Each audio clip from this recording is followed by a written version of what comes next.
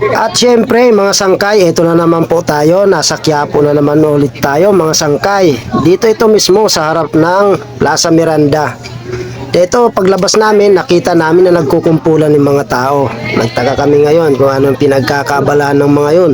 Marami pala mga bumibili dito sa baga. Baga ito ng baka na niloto. Pwede pang ulam, pwede rin pang pulutan. Sinubukan namin tumikim. Aba, napakahirap nga ang bumili. Ang bintahan pala rito mga sangkay, pwede 100, pwede 50 pesos. Siyempre titikim pa lang kami, baka hindi namin magustuhan.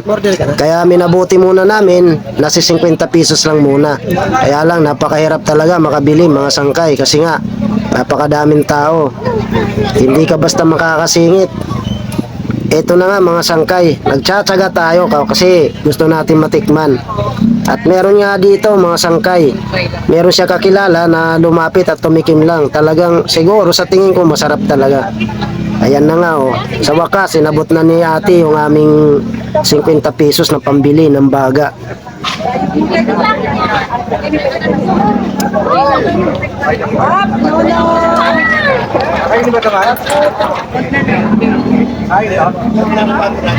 Sa dami ng mga tao dito, pati ako nagigit-git. Napunta na ako dito sa bandang Tagiliran.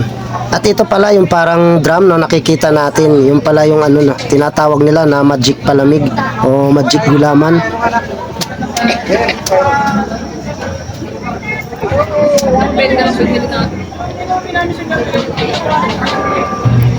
Nakita nyo naman mga sangkayo, sa sobrang mabinta talaga itong paninda ni Boy Baga, kung tawagin siya dito sa Quiapo, ay nauubusan na siya ng styro na kung saan doon niya inilalagay yung kanyang panindang baga.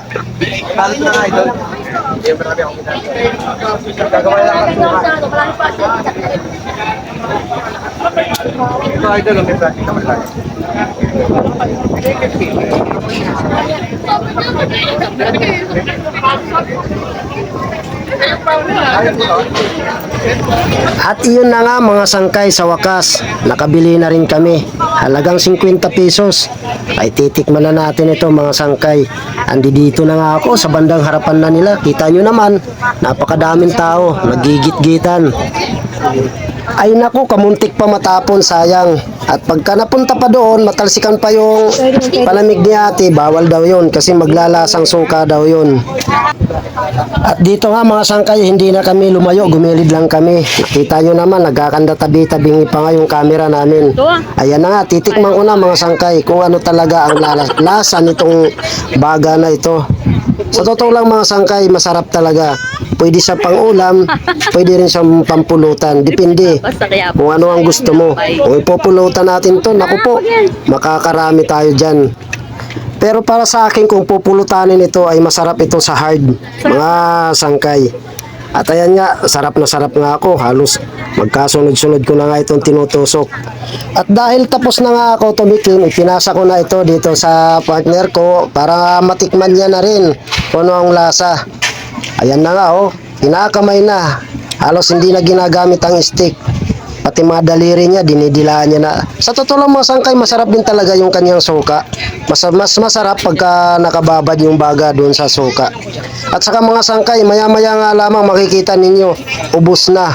Ubos na yung niluto nilang baga. Nang nagtanong ako kung meron pa silang paninda, niluluto pa daw. Eh hindi na tayo mag-aantay ulit.